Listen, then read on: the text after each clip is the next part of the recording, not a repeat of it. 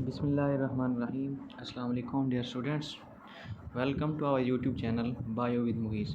Today we are going to discuss the topic that is human stomach.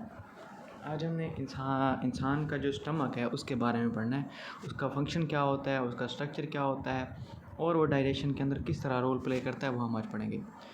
तो first of all हम इसकी location देखते हैं कहाँ पर मौजूद है।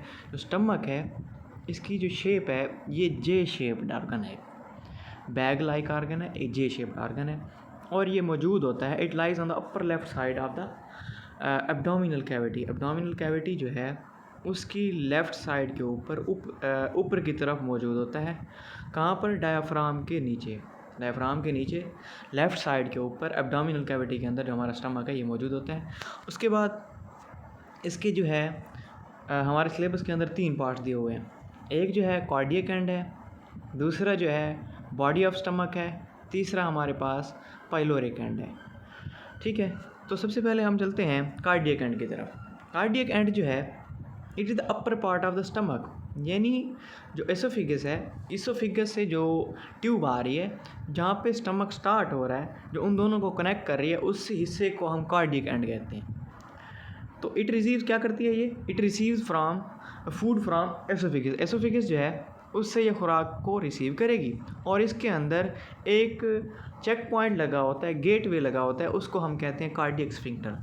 काम क्या होता है इसका? फंक्शन जो है ये एसोफिगस से खुराक को इंटर होने की इजाज़त देता है। उसके बाद दूसरा फंक्शन इसका जो होता है ये जो है खुराक को पीछे की तरफ बैकवर्ड मूवमेंट को क्या करता है? रोकता है कि खुराक जो है बैकवर्ड डायरेक्शन के अंदर मूव ना करे, मैदे के अंदर ही रहे, उससे आगे की तरफ मूव करे। दूसरा पार्ट जो हमारे पास है वो है बॉडी ऑफ स्टमक।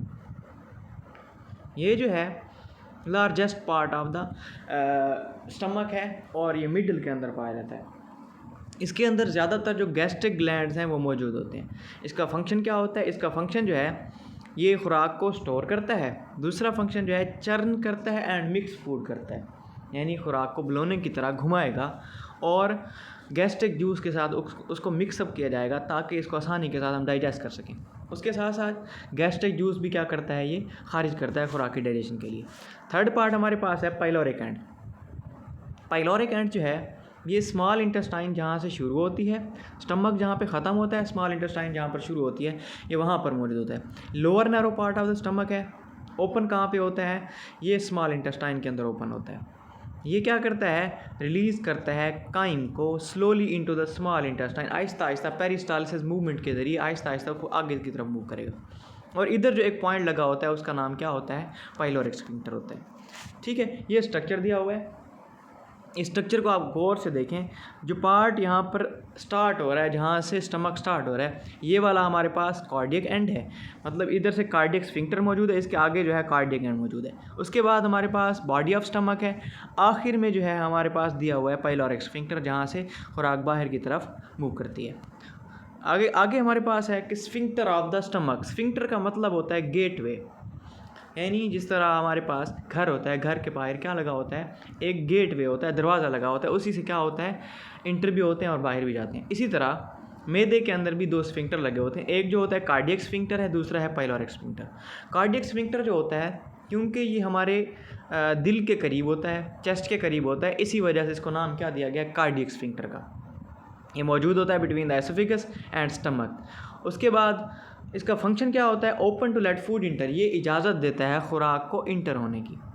दूसरा क्लोज कब हो जाता है? जैसे ही खुराक इंटर होगी ये क्लोज हो जाएगा। अब यहाँ पर अगर हम इसको जूम करके देखें, ये हमारे पास जो डायग्राम दिखाई हुई है यहाँ पर, ये हमारे पास क्या है? कार्डियक स्फिंक्टर है। इस पॉइंट से खुराक जो है इस दरवाजे से दाखिल होती है और आगे की तरफ फिर मूव करती है।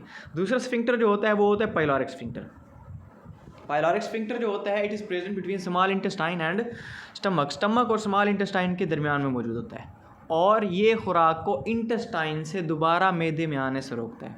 फंक्शन क्या होता है, काइम को स्मॉल इंटेस्टाइन की तरफ भेजना, और ये जो है 5 से 15 मिलीलीटर काइम जो होगा एक टाइम के अंदर आगे की तरफ ज़्यादा। हम जानते हैं कि पेरिस्टालसिस मूवमेंट क्या क्या होती है कि उसके ज़रिए जो खुराक है आगे की तरफ है। पेरिस्टालसिस मूवमेंट क्या है, आहिस्ता आहिस्ता खुराक जो है आगे की तरफ मूव करेगी। तो 5 से 15 मिलीलीटर से काइम जो है उसको आगे की तरफ नहीं भेजा जाएगा। काइम क्या होता है, काइम जो है इसके बारे में हम आगे पढ़ रहे हैं। आगे जो है गैस्ट्रिक ग्लैंड्स, जो मैदे की अंदरूनी वाल है, इनर वाल है, उसके अंदर बहुत सारे गैस्ट्रिक ग्लैंड्स मौजूद होते हैं। ये गैस्ट्रिक ग्लैंड्स क्या करते हैं, जूस खारिज करते हैं, जैसा कि HCl रिलीज़ करेंगे, पेप्सिनोजिन रिलीज़ करेंगे, पेप्सिन रिलीज़ करेंगे और म्यूकस रिलीज़ करेंगे। ये गैस्ट्रिक ग्लैंड जो है मैदे की इनर वाल जो होती है उसे हम म्यूकोसा भी कहते हैं, वहाँ से खारिज होते हैं।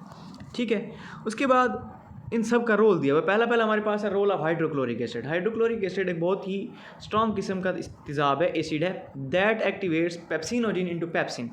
ये पेप्सिनोजिन को पेप्सिन में कन्वर्ट करता है। पेप्सिनोजिन जो है इनएक्टिव फॉर्म ऑफ एंजाइम है, जो इनएक्टिव होता है, इसको कन्वर्ट करेगी किसके अंदर, पेप्सिन के अंदर। और दूसरा, ये जो तेज़ाब होता है ये हार्मफुल बैक्टीरिया को भी क्या कर देता है, किल कर देता है। उसके साथ provides an acidic medium for digestion. Digestion के लिए जब खुराक को तेज़ाब के अंदर क्या किया जाएगा, मिक्स किया जाएगा, तो खुराक क्या हो जाएगी, काफ़ी सारी नरम हो जाएगी और उसको डाइजेस्ट करना आसान हो जाएगा। सेकंड हमारे पास क्या है, पेप्सिनोजिन। पेप्सिनोजिन जो है मैंने अभी बताया आपको कि इनएक्टिव एंजाइम है, एक्टिव नहीं होता। और पेप्सिन जो है इस पेप्सिनोजिन को एक्टिवेट करता है हाइड्रोक्लोरिक एसिड। ये एक्टिव एंजाइम होता है। ये जो पेप्सिन है इसका काम क्या होता है, प्रोटीन की डाइजेशन करना, प्रोटीन की तोड़ फोड़ करना जो है इसका काम होता है। यानी प्रोटीन को पेप्टाइड्स के अंदर तोड़ देगा, उनके अमाइनो एसिड्स के अंदर उसको तोड़ देगा। उसके बाद म्यूकस जो है ये क्या करता है, form protective lining inside the stomach. Stomach के अंदर एक प्रोटेक्टिव लाइनिंग क्या करेगा, बनाएगा, जो हिफाजत करेंगी स्टमक की एसिड से। यानी अगर एसिड जो है स्टमक की वाल की तरफ जाएगा तो एसिड क्या हो जाएगा, स्टमक की वाल को भी नुकसान पहुंचेगा। ये जो म्यूकस होता है, म्यूकस उसको क्या करता है, प्रोटेक्ट करता है। ठीक है, उसके बाद जो है आगे हमारे पास काइम क्या होता है, जब खुराक हम क्या करते हैं, इनटेक करते हैं, इजेशन होती है, इजेशन का प्रोसेस होता है, इनटेक करते हैं, तो खुराक जो है एक स्पेसिफिक शेप इख्तियार कर लेती है, उसे हम बोलस कहते हैं। बोलस जो है मूव करता है, स्टमक में आ रहा है, स्टमक में जो है खुराक को मिक्स किया जाता है गैस्ट्रिक जूस के साथ, उस वक्त एक पेस्ट बन जाता है। उस पेस्ट को हम क्या कहते हैं, काइम कहते हैं। और फूड जो होती है remains in stomach for the 3 to 4 hours, 3 से 4 घंटे खुराक जो है हमारे मैदे के अंदर रहती है। उस वक्त तक हमें भूख महसूस नहीं होती। जैसे ही खुराक मैदे से बाहर निकलना शुरू होती है, हमें थोड़ा थोड़ा भूख का एहसास होना शुरू हो जाता है। उसके बाद फिर चूहे दौड़ना शुरू हो जाते हैं। ठीक है, during this time it is mix with gastric juice में इसको मिक्स किया जाएगा। उसके बाद जो है ये क्या बन जाती है, थिक बन जाती है, सेमी लिक्विड मिक्सचर बन जाता है, पेस्ट लाइक, जिस तरह मैंने आपको बताया। इसको हम क्या कहते हैं, काइम कहते हैं। मूवमेंट ऑफ काइम क्या है, आगे जो पाइलोरिक स्फिंक्टर है, अब खुराक जब आएगी एसोफेगस से स्टमक की तरफ, कौन से स्फिंक्टर से गुजर के आएगी, कार्डियक स्फिंक्टर से। कार्डियक स्फिंक्टर से जब आएगा उसको हम बोलस कहेंगे। जब ये कार्डियक स्फिंक्टर से इंटर होकर स्टमक में जाएगी, स्टमक में जाने के बाद हम इसको नाम देते हैं काइम का। पाइलोरिक स्फिंक्टर जो होता है ओपन एट इंटरवल, यानी मुख्तलिफ वक्फों के बाद क्या करता है, वो ओपन अप होता है। जो 5 से 15 मिलीलीटर जो काइम है वो इंटर होता है into small intestine each it हो, मतलब जैसे ही ओपन होगा 5 से 15 मिलीलीटर के दरमियान जो काइम जो है ये इंटर होगा कहाँ पर, स्मॉल इंटेस्टाइन में।